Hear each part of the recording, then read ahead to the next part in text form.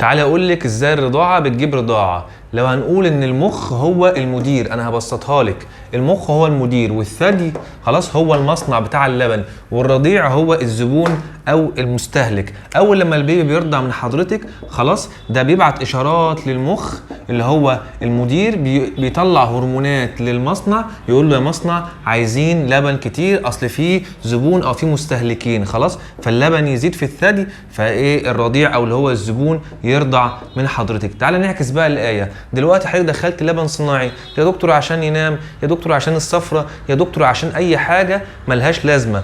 لو الدكتور هو اللي كاتب لك اللبن خلاص الدكتور عارف هو بيعمل ايه، انما انت لو دخلتيه من عندك عشان لبنك خفيف او مشاكل تانية كتير حضرتك شايفه ان ملهاش حل غير بالصناعي، ساعتها هندخل صناعي.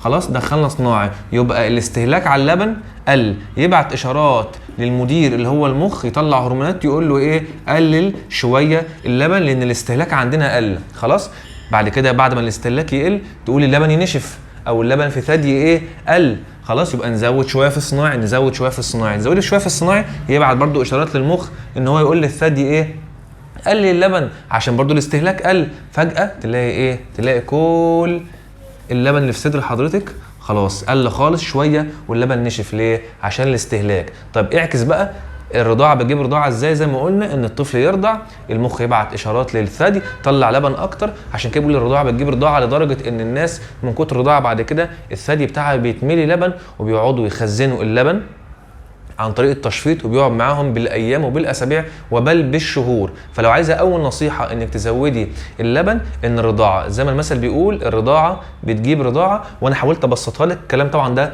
يعني يتفسر بحاجات تانية علميه بس انا بسطتها لك بالمدير اللي هو المخ والمصنع اللي هو الثدي والرضيع اللي هو المستهلك او الزبون. حط القاعده دي حتى في المصانع تحت، لما تلاقي منتج لسه نازل جديد عليه اقبال تلاقي المصنع نزل اشتغل جامد ونزل عشان الناس بتاخد. طب لو حاجه ما الناس ما بتاخدهاش تلاقي شويه شويه المصنع قلل الانتاج، مشى نص الموظفين، قلل خالص، بعد كده تلاقي المصنع قفل والمنتج ما بقاش ينزل.